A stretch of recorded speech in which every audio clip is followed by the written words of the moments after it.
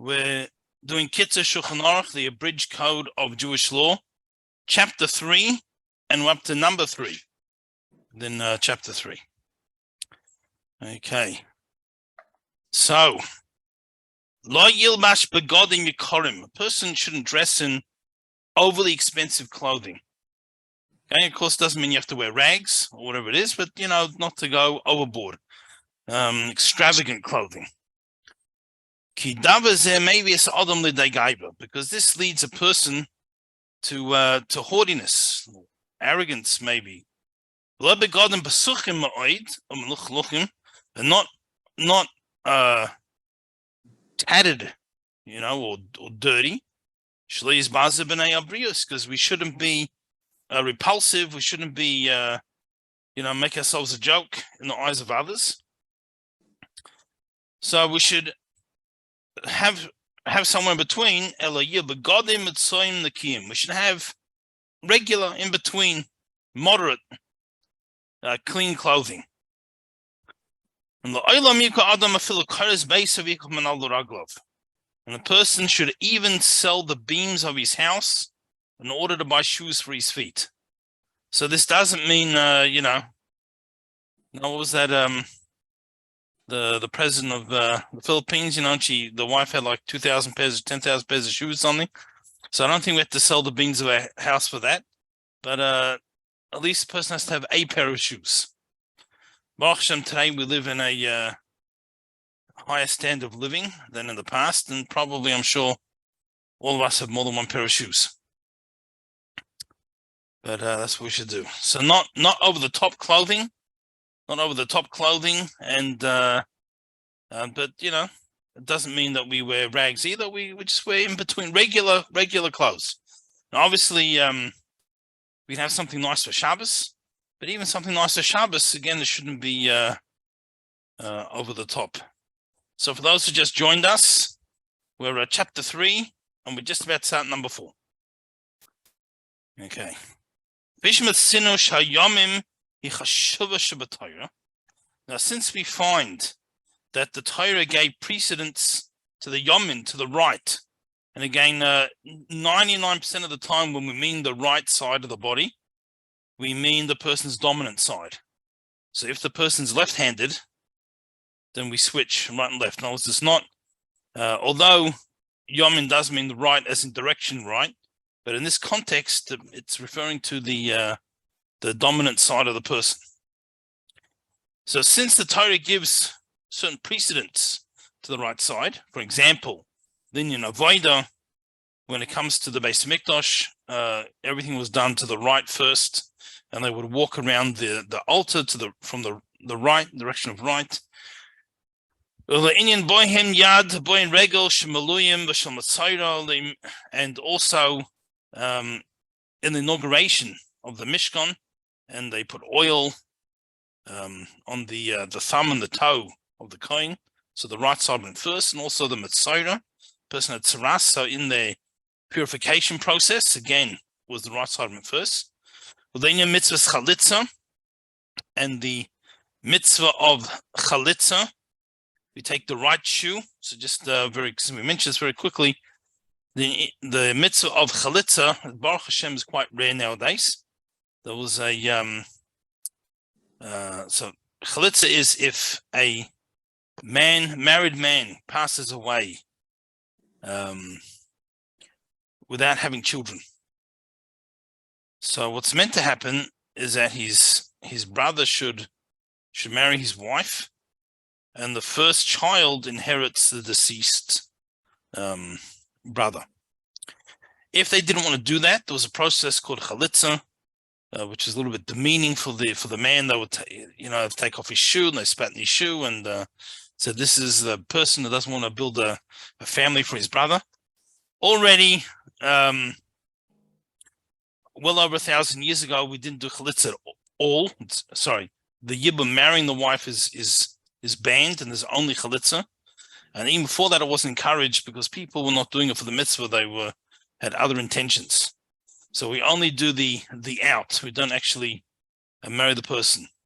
But again, we learn it from Ruth, the story of Ruth.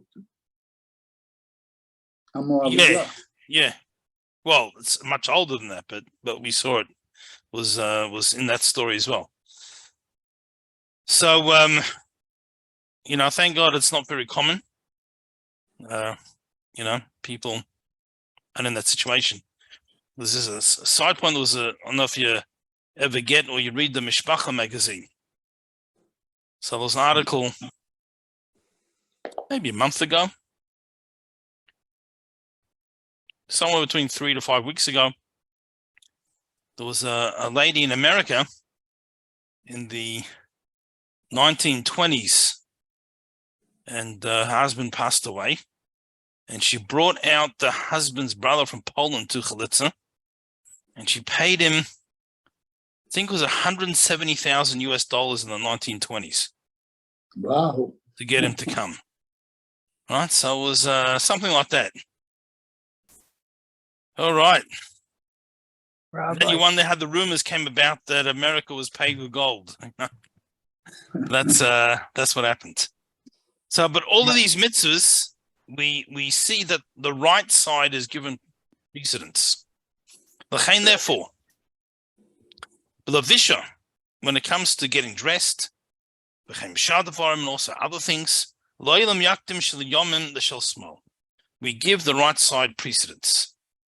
Right, so we're putting on a shirt, we put the right arm in the sleeve first before the left side. Put our left leg into our pants before put our right leg into the pants for the left leg. So we always do the right side first. And when you take off things, shoes or other clothes, you do the reverse. You take off the left first, leaving the right on longer, because that again gives precedence to the right side. So the right goes in first and comes off last. So that shows a certain precedence. There's an exception. What's the exception? Anything that comes to tying a knot. So let's just use shoelaces. Most of us don't have clothes anymore. They used to have jackets that also tied up on the sides of the shirts. But today, let's say shoelaces. So though you put on the right shoe first, but we're going to see that you tie up the left shoe first. So you put on the right shoe, put on the left shoe, then tie the left shoe, then tie the right shoe. Because when it comes to tying, hasmal chashav yosen, we see that the Torah gives a priority or higher esteem to the left side. Because we tie the tefillin on the left arm. Right, so everything else, pretty much the right takes precedence, but tying, the left takes precedence. And therefore, since tefillin, the left side takes precedence when it comes to tying. When it comes to tying something, first we tie the left. Yes, Yehuda. I have Velcro on the shoes instead of laces. Is that the same thing? Yeah, no. So then you can do then you do the right side first. Okay. Only actual tying. Thank you. Tying, no problems. So yep. So yiksha shmot chila. So we tie the left first. Good going, for example, minolim shoes, shesh b'mshira, those that have tying. So he's already excluded the Velcro. Just those that have the tying. Noel shel yamin. So you put on the right, but you're not tied up. But now this shall smell, then you put on the left one, the kosher, and then you tie it up. And then you go back and tie the right one. And the same thing applies to any other clothes. So anything else that you do a knot, so those who are a gartel, you do the left side first, the little knot thing. Probably the only other thing to tie up, I think, those martial arts uniforms tie up, little knot things, they tie closed. I don't think people wear any other clothes today. In the Western world, at least, to tie up. David, yes. Just a quick question, Guy. When did you do paragraph 1, 2, and 3? Last week? Okay. Yeah. last week. Somehow I missed it. Okay. I think we did 3 today. We did 3 today. Oh, okay. Start off with 3.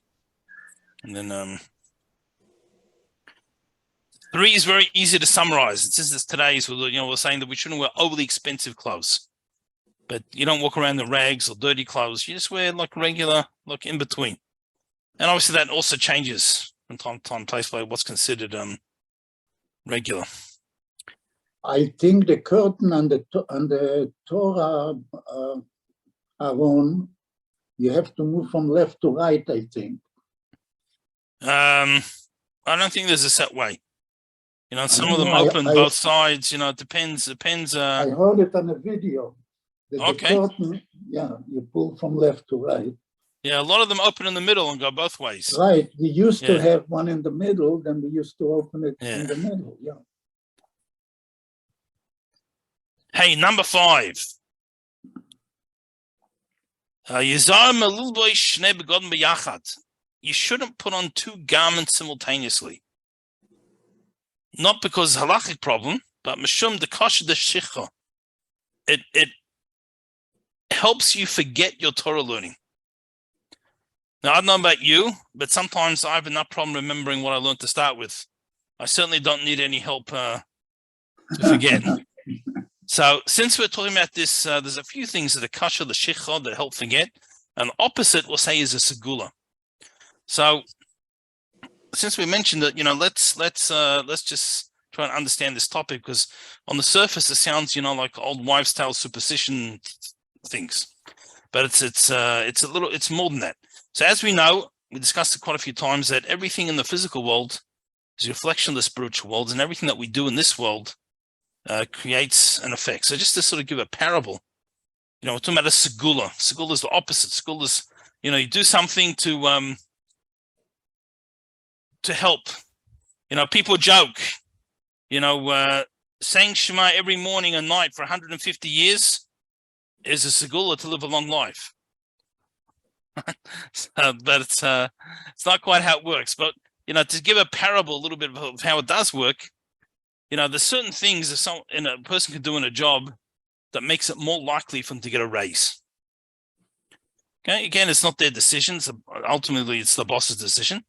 There's certain things you can do that make it very likely to get a raise or a bonus.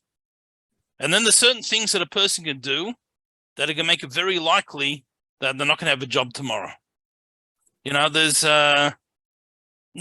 neither way is it guaranteed, but there's just certain things that one does that help create this situation.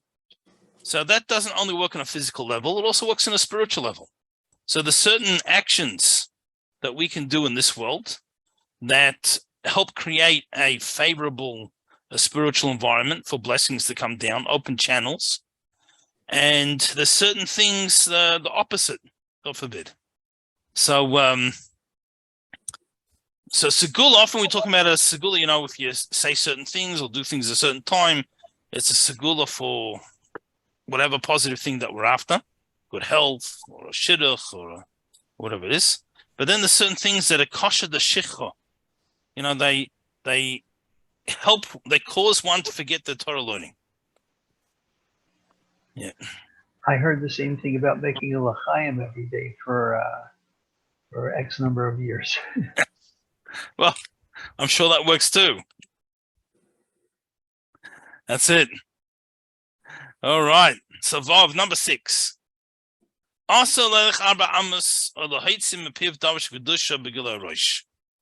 shouldn't walk 4 amos, which is approximately 6 feet, or say a Devar Kedusha. We're going to loosely translate as holy words, but in other words, blessings, Torah study, various things. We shouldn't do any of these things with an uncovered head. So here we're talking about the gentleman. So the ladies have a natural, born with an instinct of being more spiritually perceptive and realizing there's a creator. And men have to have a physical object, and those, I think we see often those who work in outreach, you often find, I would say good 75, maybe 80% of the time that a family becomes involved in Judaism, it's normally the wife who gets more involved first. Because it's this extra, spiritual connection. So, you would think it should be, if you see enough cases, it should be about 50-50. But it's not. We see, so here. All right. Yeah, sorry, David. Number 5, is there a similar problem with taking off 2 articles of clothing at the same time, or no? Here he says put on, but the general custom is, good point, the general custom is also not take off 2 things at once. But he doesn't mention it here. I think if you do 2 at a time for day after day, then you forget which, if the right is first, the left is first. That's what you're going to forget. You think that's the origin? Yeah, but it's something about forgetting our Torah learning. There's Yeah, other that's things, a Torah that seems learning. very strange. What is, like, for example, you have to put on a little bit of salt on your eggs. Not putting on salt is also the same issue. Or you should put a drop of olive oil on your olives. It's these things that Yeah, but here there's a preference, left and right. If you do 2 at a time, you forget. well, let's say there's a someone's preference. wearing a shirt and a sweater. He could take his left arm out of both at once and the right arm both at once.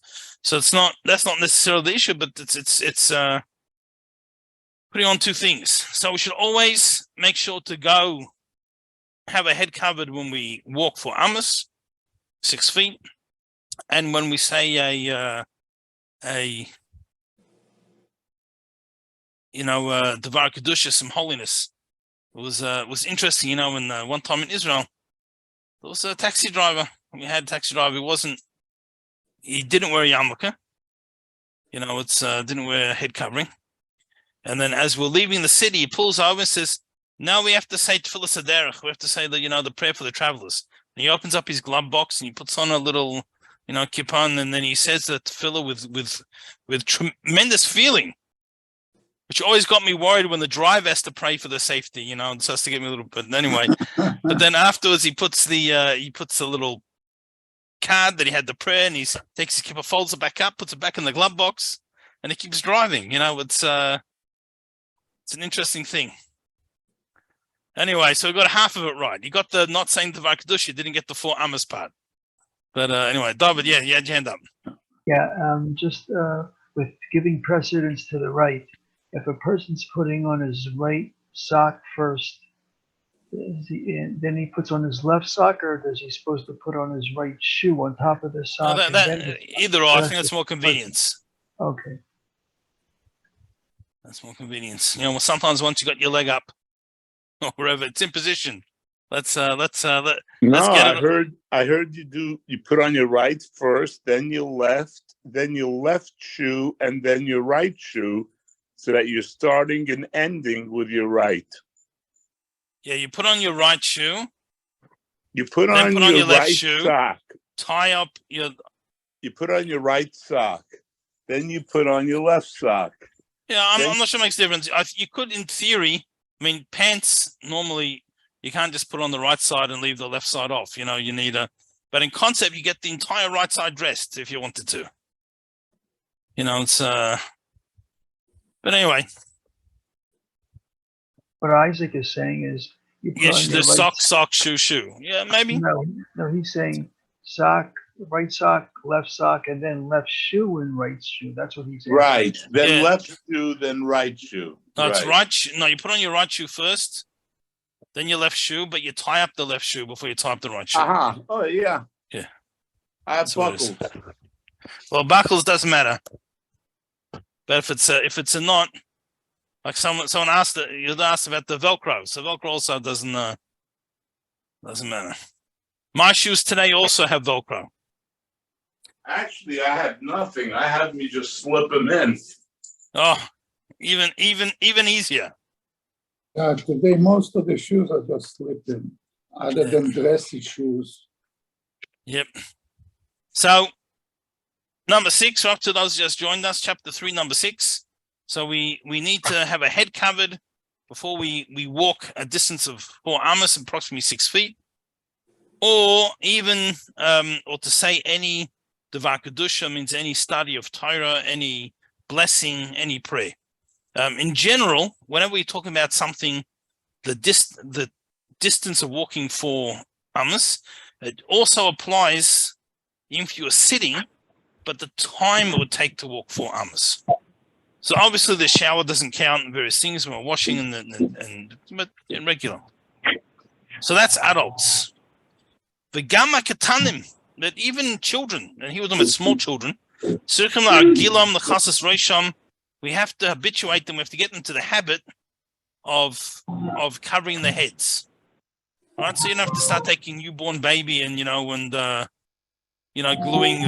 a head covering to their head.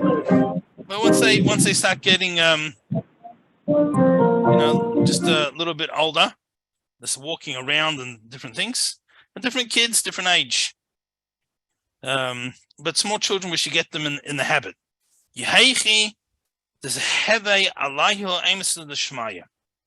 Because we want to encourage them to have an awe of the spiritual, the awe of Hashem. Right? That's the reason behind it. And we want to they should grow up with it. They should grow up with an appreciation. Because we find an incident that happened with the sage Rav Nachman Yitzchok. What happened was, Rav Nachman Yitzchok Amrullah Kaladoi. So his mother was told by Kaldoi. Kaldoi is a type of astrologer. He said to her, Bereich Genavna Haba, your son will be a thief. He's going to grow up to be a thief. That was his astrological prediction. But he obviously worked for the weather department because he didn't get much right, his predictions. The Weather Bureau. And anyway, but once she heard this, what she did is she never allowed him to have an uncovered head. Amralei, she said to him, Kase Reishach, cover your head, in order that there should be an awe of heaven on you. And instead of going to be the thief, he grew up to become the great Talmudic scholar of Nachman Yitzchok. So so he can have an effect. Just to mention that, by the way, many of us are born with various character traits or natural tendencies that aren't necessarily positive. You have certain people, for example, that might have a very quick to anger and might by nature get, I don't want to say, let's say violent enough to get over, but we were all born with certain natural character traits, and part of our mission on this world, part of our role as a Jew, is to overcome these character traits, and to develop ourselves as people, to work through our faults, and to become better people. And without getting too sidetracked, but there's different things today that people try to say, well, it's a lifestyle of various things. It's all natural. It could be a person is born with such a tendency, but that doesn't mean that we're just meant to live in our tendencies. We have to work through things. Anyway, Zion number 7. We shouldn't walk very upright with an outstretched neck. I don't think people walk like that anymore today, but they used to have a sort of the way that if you were really important, you had to walk like with your neck out and as it says, they walked with outstretched necks. And the prophet is talking about before the destruction of the temple, and people were a certain upper class that were a little overboard. Nevertheless, it doesn't mean you have to walk around bent over. That's not the way either. We just walk moderately. That's the right word. Bain, like, I don't want to say averagely. It's probably what Bain is would be the closest translation in general, but there's no such thing as an average walk. We walk regular. We don't have to walk around with our chests puffed out and our heads up, like with the the king of the universe. You don't have to walk around, like you're begging for everyone either. We just walk like regular people. Don't stretch anything. That's it. Regular. B'day shiras es haba keneged ponov. In order that you should be able to see the people coming towards you, you can see where they are. Right, person who's walking bent over was trying to show humility. Well, they can't see where they're going. They can walk into people. Yera midrach kaf ragloi, and you want to be able to see where you're walking. You want to see the people approaching, and also see where you're walking. So it's a regular walk. So yeah, David. There are certain politicians or people in politics that actually do walk like that. All puffed up. Well, with their heads sort of higher than everybody else. That's They right. go like they're snooty and looking down at the rest of everybody else. Yeah, so that's exactly what not meant to do. And the truth is, in concept, and obviously such a person wouldn't want to, but in theory, someone who's a true spiritual giant, someone really worked on themselves and achieved high levels, that person is more appropriate for them to do that than someone who just got some votes. But obviously someone who's a true spiritual giant doesn't have a desire to do that. But that's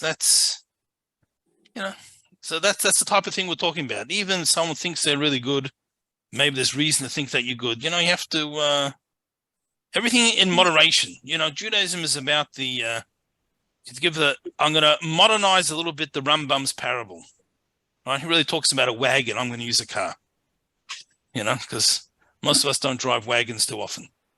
So I think you see it more with a person who got the votes, at least got the votes. There are some people that are very powerful that didn't get any votes, but they were appointed.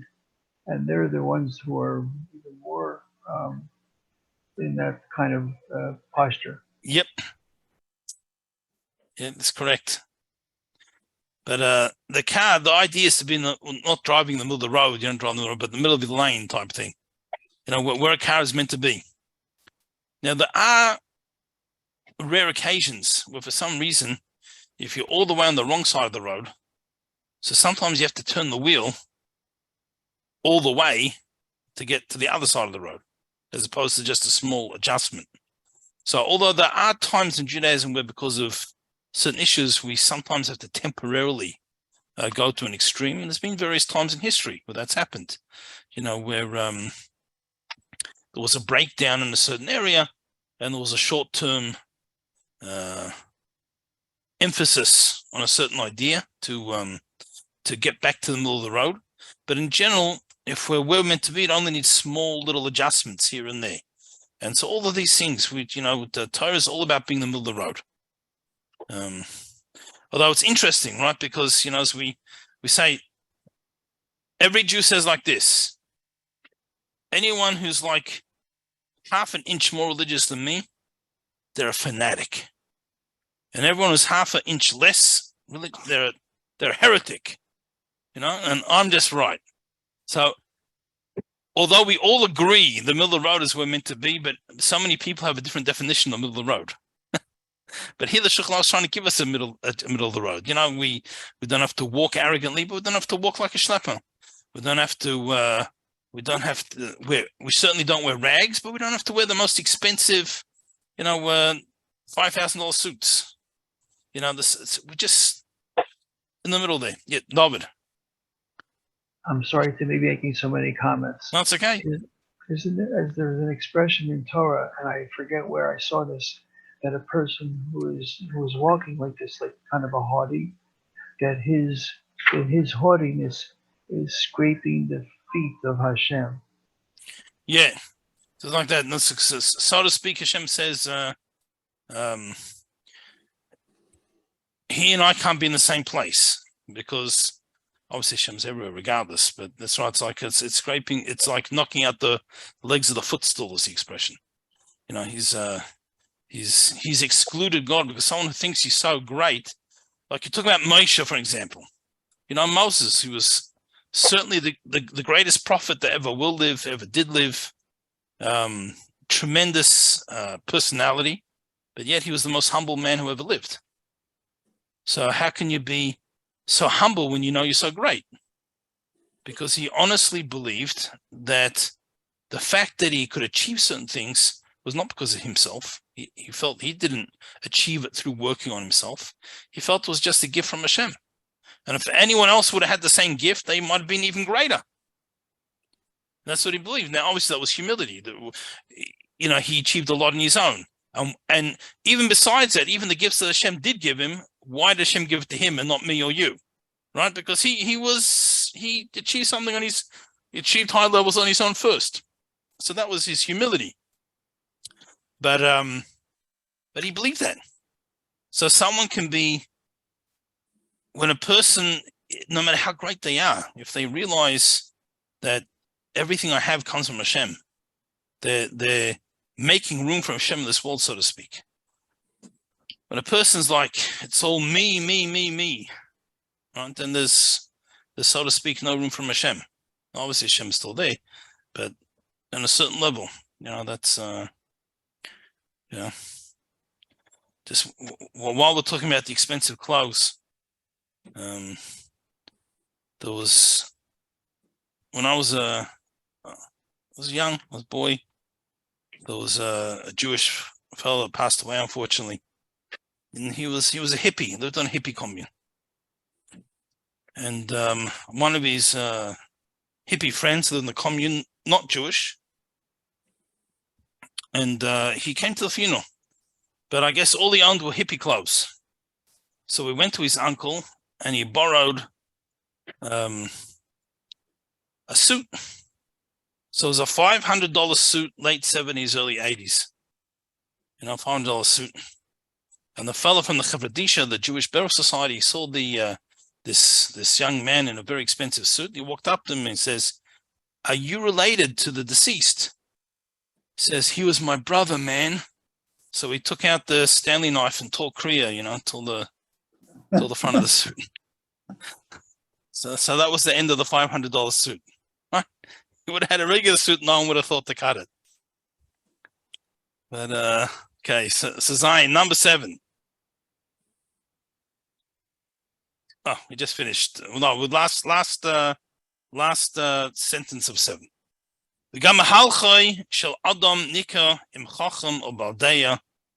Also from a person's walk, person can tell if he's wise and intelligent, or shait of a sachel, or whether he's a fool.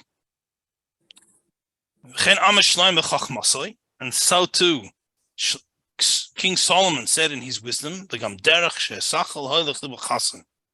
he says, the manner that a fool walks, his heart fails him. You know, in other words, he's announcing to everyone that he's a fool. He tells everyone. So this is, you know, I'm sure we've all seen people and had certain judgments on them by the way that they walk. That's number 8. A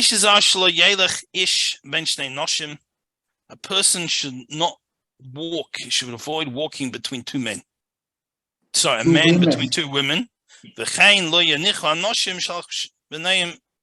Likewise, a woman between 2 men. One man between 2 women, or a woman between 2 men. We should try and avoid the situation. Right, that's chapter 3. Any questions? Same for dogs and same for pigs. Yes, but it's not the same. See, it's not mentioned here because although we don't do that, but there's a huge difference between walking between ladies and walking between the other things, right? So we do avoid that. So it's the same thing that we avoid it, but it's not the same thing for the same reasons or anything like that. So for the ladies, it's because it's not a, you know, if a man walks between 2 ladies or vice versa, it's immodest. You know, it's not a, you know,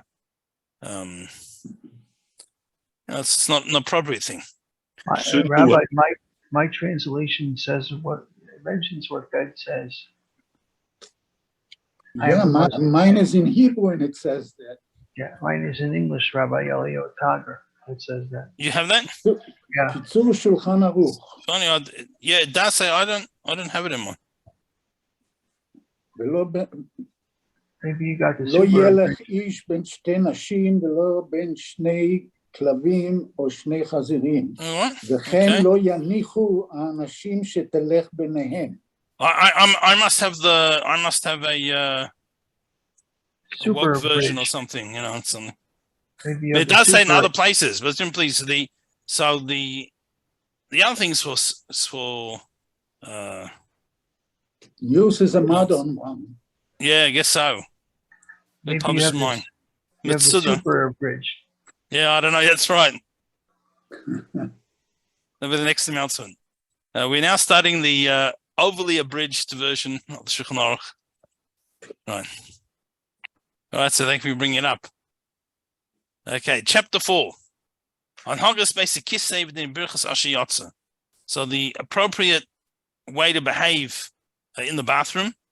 Now, some of what we're going to say is not relevant today. I'll point out as we get there, because they didn't have bathrooms like we have today. Today we have Yes. proper closed up rooms. People wouldn't say they dug a hole. But people went behind the fence. I mean, that was so. Certain things apply everywhere, and certain things apply to the outdoors as opposed to indoors. So as we go through it, we'll clarify. So Aleph, number 1. Yargos atzmei lefnos erev haboker shel zrizus nakius. A person should custom himself to go every morning and every evening, so that way a person stays clean. Right, as we said, we always want to have our insides cleaned as much as possible, because we have the verse about that we serve Hashem, we call out to Hashem with all our insides as well.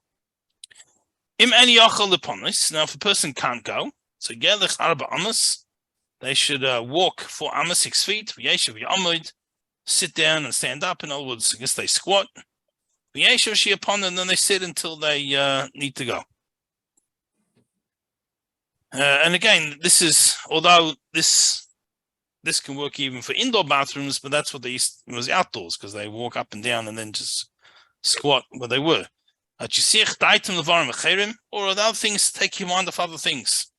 Right? That's how people ended up with the Reader's Digest and the newspaper and the bathroom. Take their mind off other things, and that's how the system relaxes. Body relaxes, and it goes. Now, some people say that's the real reason that people complained about the man, the manna from heaven, because it was so perfect, there was no waste, so they never had a chance to read the newspaper. So that was the complaint, But anyway, Hamasha Nakavov. Now, when a person moves their bowels, we'll say, if he holds himself back from going, he transgresses. There's a prohibition called Balta Shakso. Literally means, I guess, not being disgusting. Now again, it also, there's lots of other things. Let's say, for an example, and again, I'm risking transgressing Balta Shakso by giving the examples of Balta Shakso. So waste product. Let's say you have meat, even non-kosher meat. Say non-kosher meat that's totally rotten. It's become like a jelly, and it's full of maggots, whatever it is. There's no longer a kashrus issue, because it's not considered food anymore. It's considered a waste product. So theoretically, from a kashrus perspective, someone could eat that. However, they can't eat it. It's for a different prohibition of balta shaksu, of being disgusting. So there are certain things that they don't necessarily fit into other prohibitions, but there's still a prohibition about the shaksu, of being disgusting. So if a person holds himself back more than necessary, obviously, a person's on the middle of the bus, he can't go right now, he has to wait till he gets home, whatever it is. But when a person holds the waste inside himself unnecessarily, that's also about the shaksu. V'mishel hatel mayim beis sarkoi, and if a person who needs to urinate holds himself back again too much, obviously, person just can't go in the middle of the street. Different things, but well, depends where you are and how crowded. But I'm saying you can't go in the middle of the shopping mall or something. You have to wait till you get to the bathroom. That's there. But if a person holds it in, he's also transgresses about making himself sterile. Right? So holding too much can cause that as well. Yes, David. In the first instance with a bowel movement, there's also the problem of that the longer a person holds it, the moisture that's in the bowel movement gets taken out, and it becomes harder and more difficult. Yeah, it can also. That's right. So that's well, I mean here that's true, and that can make problems, and medical problems even. But the point of emphasizing here is that a person who's just holding on for no reason, it's actually a prohibition, because yes, the human body is designed, and we have certain waste products, and yes, doesn't mean a person can go any place where they are. Sometimes you have to, but someone who just holds it in for no reason, that's an issue. Okay. All right. Base number 2. Now, a person should act modestly in the bathroom. Now, again, the bathrooms that they had, even when they actually had a bathroom in like in Roman times, it's certainly not like we are today. And today, although a person doesn't have to undress totally to go to the bathroom, but today, in order to be able to sit on the seat and different things, there's a certain amount of uncovering that one needs to do, just otherwise they're going to soil their clothes. Right? So whatever is needed to be done is fine to be done. We're talking about unnecessarily. So lo yigalas atzmei ad sheyeshev. A person says a person shouldn't uncover themselves till they sit down. So again, today that's not necessarily practical, especially with trousers and different things. But they used to have like a kaftan type thing, so it was much, it was different. And the person should be careful to only expose what is needed to be exposed. So he has to uncover a certain amount so he doesn't soil his clothes. So again, our bathrooms are a little bit different in that our bathrooms are not public. They're not public. Even a public bathroom, people generally have their own stall. Different things. It wasn't like, in Talmudic times, for the people who weren't going behind the fence. If you had a Roman type lavatory, it was just these big rows, a big stone row with a few holes, and everyone's sitting there about a few inches from the next guy. It was anyway. Nobody had chairs. Everybody is just squatting also. They had much healthier bodies. But, yeah. Now, whatever we need to be careful about, we have to be just as careful during the nighttime as we are during the day. Right? A person shouldn't say, well, it's dark, no one can see. Whatever is required for modesty is required for modesty, because a large part of our modesty is also in Hashem's presence, in which case the day and night doesn't make a difference. Now, if a person is going to the bathroom, here we're talking about actually moving their bowels, and they're in an open area, there's no walls or fences or various things. They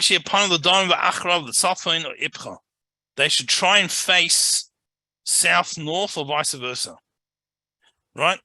not east-west. Avo bein mizrach v'ma'ariv also, but east-west is forbidden. Right? And this is primarily because there was a certain worship of the sun, and they used to do that. They used to face the sun and go to the bathroom the other way, and either the sun rising or the sun setting. This was a type of worship that people had. But if you're indoors, there's some type of petition around you. It's called inyan im achra l'tzad mechitza. You can any direction. And again, he's saying that you should have your back to the wall. But again, we're not talking about using a regular bathroom like we have today. We're talking about a person that was just like some petitioned off area, and they, between a few fences, they went. Lahashtin mutar v'chol inyan, and to urinate is no problems, any direction. Now, lo yapon b'fnei shum adam. We should try not to go to the bathroom in front of other people. Fil b'fnei nochri also, even if they're not Jewish, it doesn't make any difference. Not any people. It's awesome. Abu lahashtin, but to urinate mutar filu b'yoyim b'fnei rabim in sarach l'kach. But even in public and during the day, in front of all people, sorry. What is akum? Ayin chaf. So it means a non-Jew. So it's a. Oh, okay. So I have Nachri in mind, but which is probably the. So akum, a lot of places in the Talmud where they had non-Jew, the censors made them change it to akum, which means avoid this. Someone who worships the stars, because the printing presses were owned by the church, and they wanted to, what was that? But but not to embarrass them. Yeah, they thought it wasn't talking about them.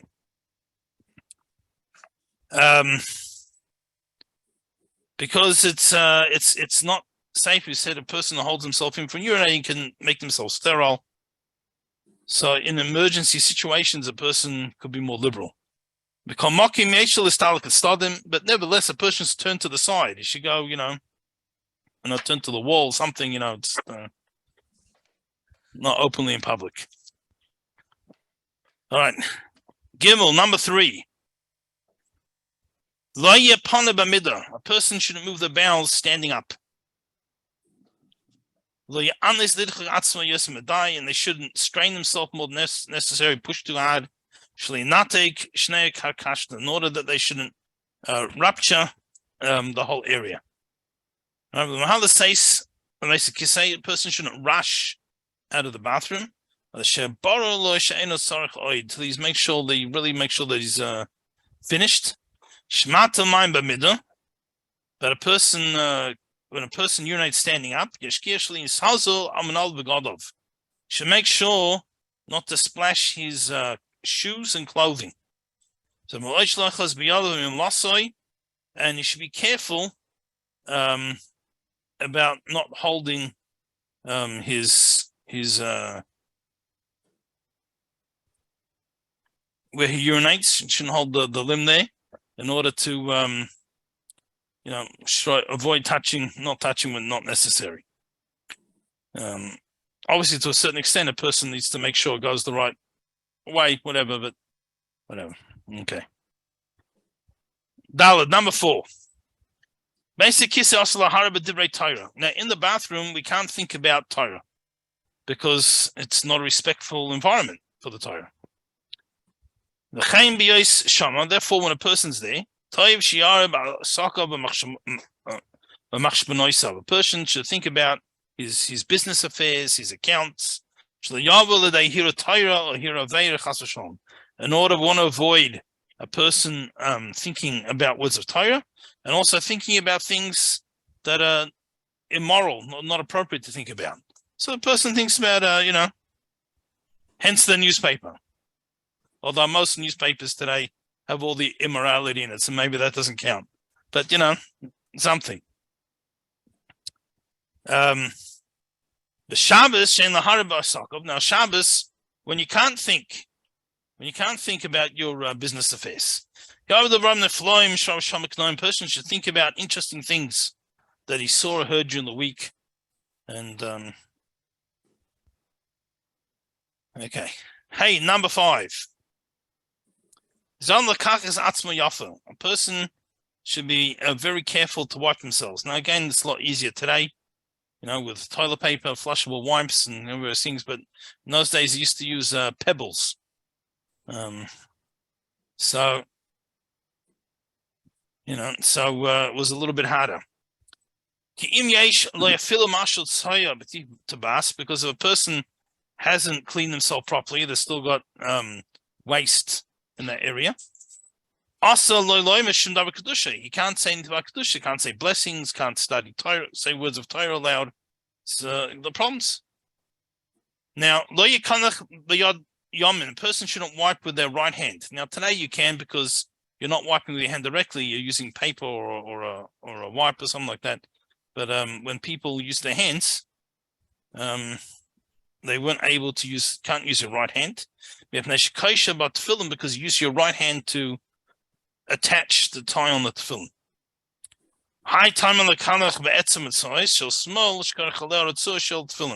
And for the same reason, even when a person uses their left hand, they shouldn't use the middle finger, which the tefillin gets wrapped around.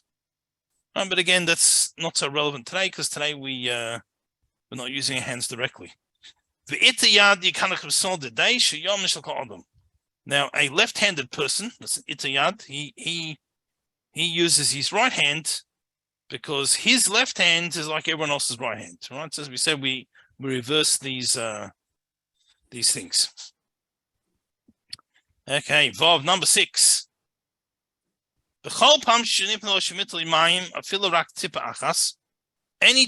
time a person goes to the bathroom, with the bowels, the urinate, even a drop, we have to wash our hands with water.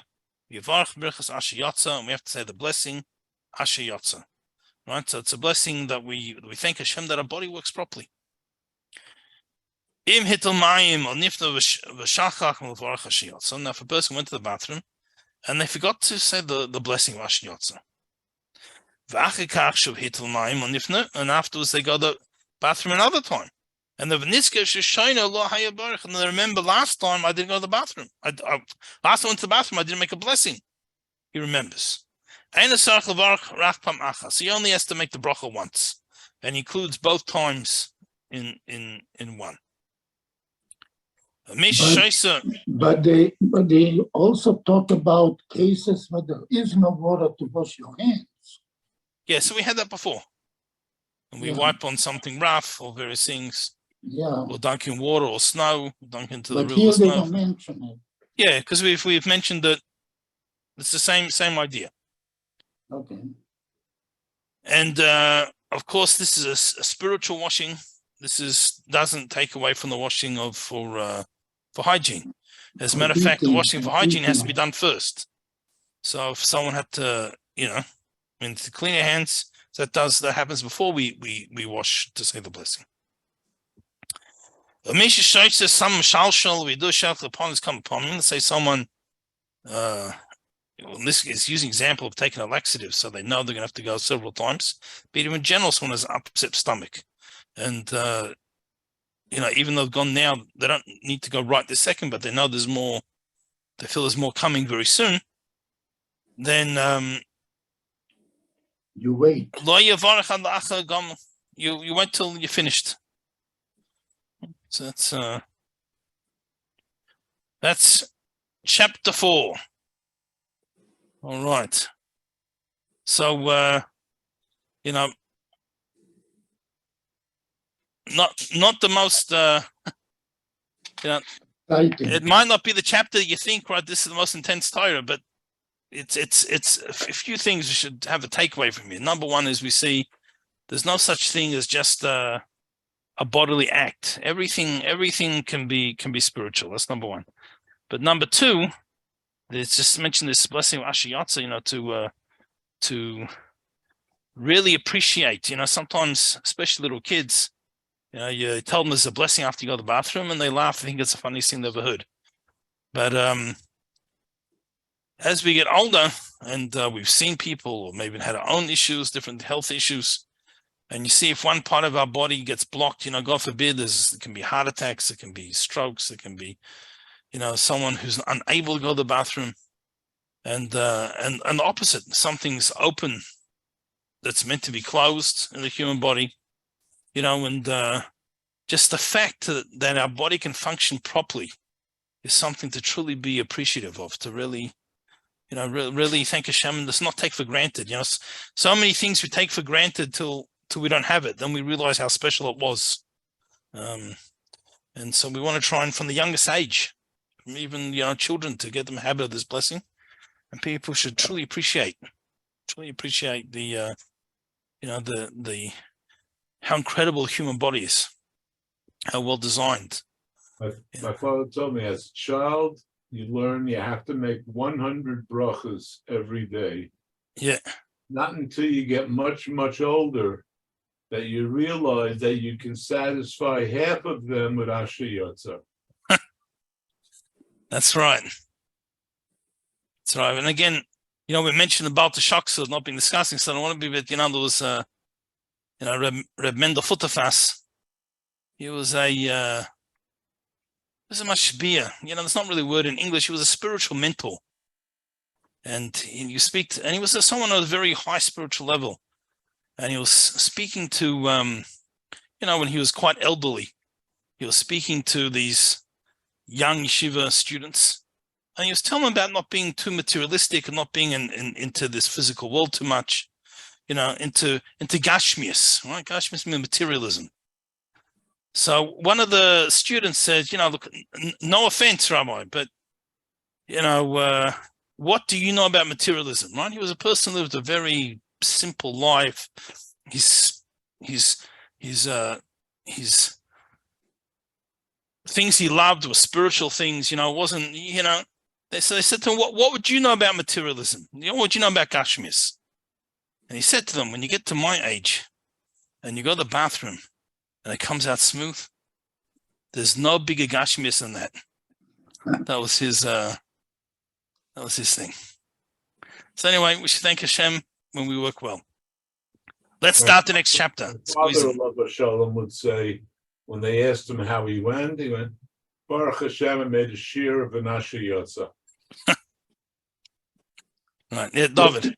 Your time is over. Got a minute. Yeah, I forget if this was Dr. Velvel Green or there was Dr. Brower from Montreal.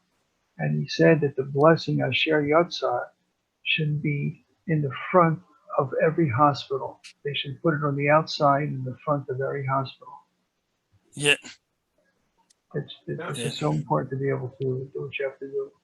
Yep. But that's more than 4 amot from where you have to say it. Well, it's showing that That's a good reminder. Keep in people's mind wherever they are. Right. Yeah, the hospital is showing to society how important it is that everything should be working properly. Yep. All right. Now that we have 30 seconds, it's probably not worth starting the next chapter. But any other questions or thoughts? No, Which chapter did you just finish now? So we just finished chapter 4. Rabbi, I think Mashpia is probably translated as influencer nowadays. Oh, but only for good things, which most influencers aren't. But I guess so. I wonder how many Mashpiim would like being called an influencer. They probably wouldn't know what it is. Yes. I was very distressed yesterday because there are people spreading half-truths.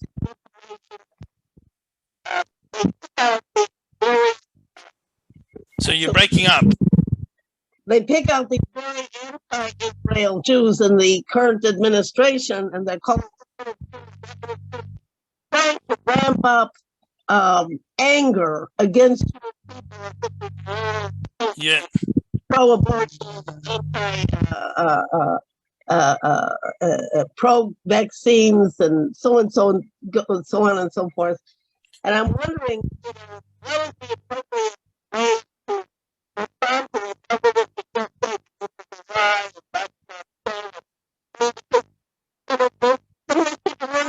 So you're breaking up again. Some of these people were not Jewish that they were naming, and yet they're being pointed out. All right, thank you, Rabbi.